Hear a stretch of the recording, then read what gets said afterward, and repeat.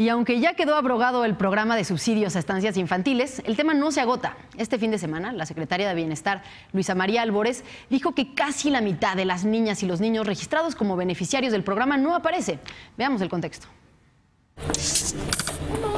Hace un mes, el Diario Oficial de la Federación publicó las reglas de operación del Programa de Apoyo para el Bienestar de las Niñas y Niños, hijos de madres trabajadoras. Así, el programa de estancias infantiles para apoyar a madres trabajadoras quedó abrogado.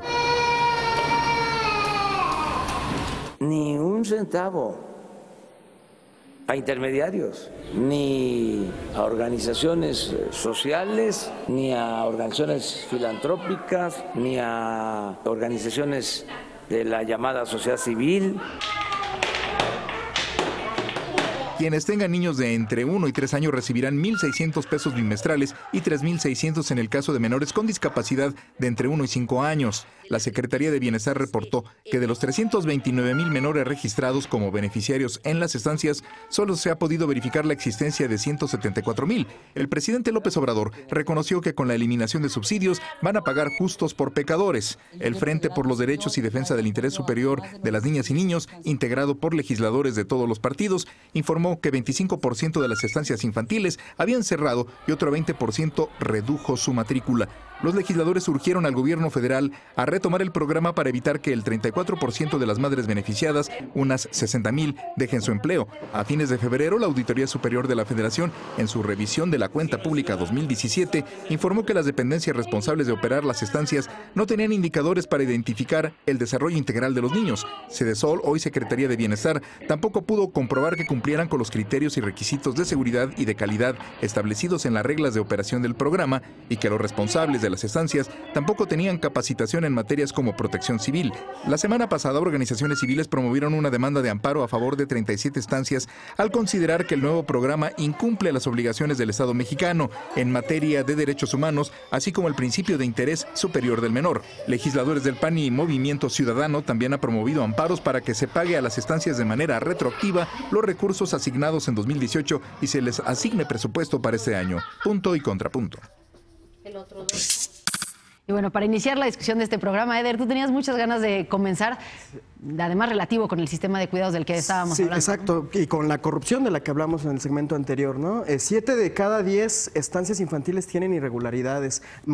Casi el 50% de las niñas y niños registradas en las estancias previamente no se ha encontrado que existan en los padrones, que estén recibiendo este servicio. No podía seguirse financiando este programa de la manera en la que se estaba haciendo. Tiene que cambiar. Ahora, hablando del sistema de cuidados y hablando del derecho superior de la infancia, en la reforma educativa que se está discutiendo en la Cámara de Diputados y en el dictamen preliminar que ya se aprobó en comisiones, se garantiza el derecho a la educación preescolar. Es decir, que el Estado, al asumir la rectoría de la educación desde preescolar hasta la educación superior, también asume la obligación de generar una infraestructura nacional en el mediano o largo plazo para que todas las infancias, las primeras infancias, tengan acceso a estancias infantiles de manera de calidad y garantizando su seguridad por el Estado. Resulta que, insisto, 7 de cada 10 tenían semáforo rojo dictaminado por el DIF y Sedesol se hizo de la vista gorda y nunca las cerró. Pero según según el DIF, ahí están los dictámenes. No, es que Coneval sacó un estudio muy serio respecto de las estancias infantiles. Son 12 años de un programa exitoso que está evaluado por las madres en un 97% como extraordinario. E incluso está en los mejores estándares de evaluación y de seguimiento. El 70% de las madres que se inscribieron al programa obtuvieron un trabajo. El 93% que se inscribieron al programa dicen que mantuvieron o mejoraron la posición laboral en la que estaban. El 34% de las madres dicen que si desaparece el programa, ellas pierden su trabajo. Entonces, más bien es según quién son esos datos, porque una invitación, a mí me parecen muy escandalosas y muy peligrosas las declaraciones del Ejecutivo Federal en el sentido, porque al final de cuentas se está hablando de personas que están apoyando, mujeres que están apoyando a otras mujeres y que en el ambiente de cuidado en el que están, que es un sistema de confianza, se les está diciendo corruptas, ¿no? A esas mujeres, a mujeres que cuidan y ayudan a otras mujeres. Esas las las organizaciones que administraban las estancias infantiles. Pero además, no a las directoras de las escuelas hay casos y probados de ellas que han estado entrando en 7 depresión. de cada 10. Pero ¿según quién? Según el dato de quién. Coneval lo evalúa. Pues el gobierno federal se evalúa a sí mismo y dice que eso dice, pero hay una institución que se llama Coneval, que es un órgano constitucional autónomo, que ya sabemos que no les gusta ser evaluados de manera externa, pero lo que sí evaluaron bien de otras instituciones, dicen, oye, este es un programa estrella. Ahora, si hubo corrupción y si hay niños fantasma, que saquen la lista. Hay casos y hay amparos por todo el país de mamás que dicen, oye, a mí me desaparecieron y mi hijo existe, ¿no? Entonces, sí hay una lista, porque aparte la subsecretaria ha dado datos distintos en distintas declaraciones y en distintos momentos. Entonces, si hay datos, ¿quiénes son esos 7 de cada 10? Que si tienen el padrón y tienen bien claros quiénes son y por qué unos les siguen pagando y otros no, que saquen la lista.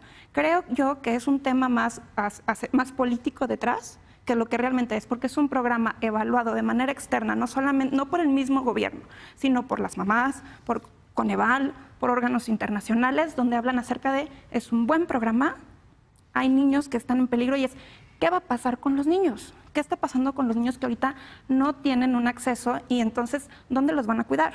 ¿No? Van a caer, pueden tener un tema de seguridad, ¿no? Incluso de protección civil, ¿qué va a pasar con esas mamás? Se van a tener que salir del trabajo. Me parece que es mucho más complicado que atañirlo al tema de corrupción. Y volviendo al tema del inicio, ¿no? Que es, ¿por qué sí confiamos licitaciones directas para ciertas empresas y no en una donde hay un sistema complejo, amplio, donde ahí sí importa el tema ahí sí no importa el tema de licitación? O sea, ¿por qué para unas cosas sí y para otras no? Alberto. Bueno, no entendí esto último que dijiste, pero no importa. Yo no voy a defender a la 4T en esto, ¿sabes? O sea, porque las estancias infantiles son una institución fundamental para que las mujeres, sobre todo las más pobres, puedan obtener y mantener un empleo.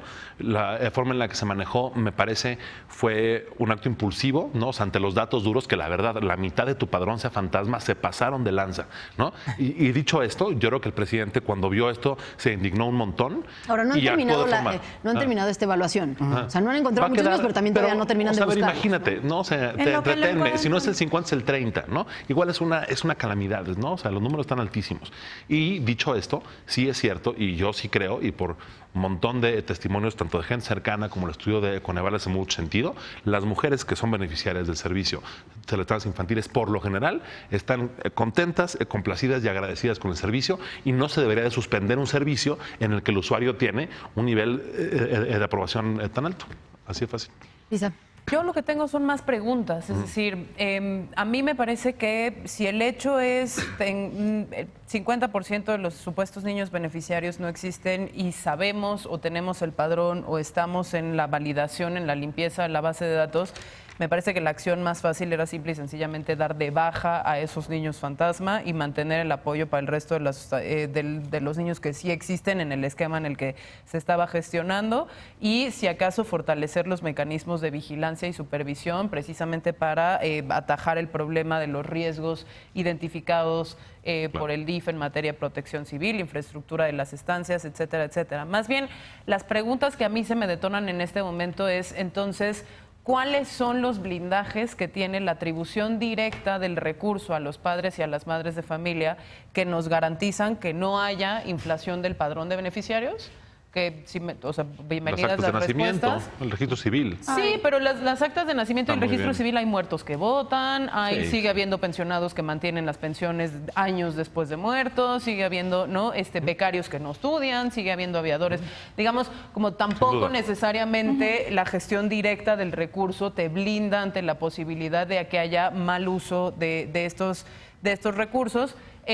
¿Y cuáles son realmente las opciones o los impactos o qué evaluación se está haciendo sobre los impactos que tiene no solo en el beneficiario directo, que son los niños, pero ya decía Laura, que tiene que ver con las madres y padres de familia que lograron cambiar su estructura de funcionamiento familiar para lograr una mejor inclusión o integración de las mujeres al mercado laboral y que, frente al tener el efectivo, las madres de familia quizás pues podrían recurrir a un tipo de servicio similar al de las estancias infantiles. O la misma estancia, ¿no? O sea, de hecho, en la mayoría, en el 87% de los casos les alcanza para la misma estancia. No ir a la misma estancia y pagar su inscripción a la estancia las concreta. Las estancias no desaparecen, lo que cambia es la regla de operación, se le va a dar directamente a las madres de familia. Y con ese dinero te alcanza para pagar casi cualquiera. Si el 90%, 90 y tantos % de las mujeres, como dice Laura, están satisfechas con el servicio, entonces cuando se les dé el dinero de manera directa, pues ellas van a contratar el mismo servicio en la misma estancia. En este momento el dinero se da las reglas de operación contra la comprobación de que la estancia está en condiciones, de que se le ha invertido suficiente. Lo que se va a hacer es que se va Esto dejaría de suceder. Esto dejaría de suceder. Se va a transparentar el semáforo de las estancias. Ya las madres verán si contratan o no el mismo servicio. Pero si están tan satisfechas con este servicio, cuando les den el recurso, que ya se les empezó a dar, pues entonces van a contratar la misma estancia, porque las estancias no desaparecen. Lo que cambia son las reglas de operación. No, sí desaparecen. Y por otro lado, el 80% de las estancias no están en donde están las mujeres más pobres de este país. Es decir, un poco por el argumento eso ya que lo habíamos platicado. No son ahorita las beneficiarias, no son las mujeres más pobres de este país. Pero sí es el programa con mayor distribución. A ver, hay 600,000 niños que están siendo amparados por el gobierno federal en torno a un tema de estancias infantiles, ¿no? Que se dice que hay una necesidad de 3 millones, pero 600,000, el cual el 50% lo cubren las estancias infantiles. La otra parte la hacen las guarderías y el DIF. El ISSSTE y el DIF. Entonces, esa presión que se va a ir a esas instituciones va a ser mucho más fuerte, pero la pregunta que no entendías era respecto de si se está piloteando dar prestaciones de seguridad social a las trabajadoras del hogar, si esa seguridad social incluye trabajo infantil, ¿qué va a pasar cuando las trabajadoras del hogar tengan que ir a llevar, o sea, quieran empezar a trabajar bajo todo este tipo de esquemas? ¿Dónde van a poner a sus hijos? En las guarderías. No, porque no tienen la misma presión. O sea, la realidad es que estas, particularmente las que son de las estancias infantiles, son para los estratos más pobres. Eran no 900. Están instaladas en las zonas es la que más tiene pobres. Tiene la mayor distribución de la red del país. Lo que están haciendo es que se vayan ellas con ese dinero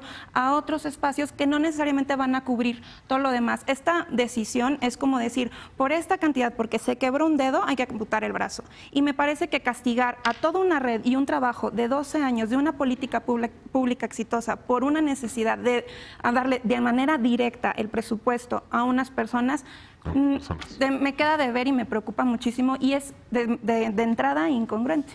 Sí.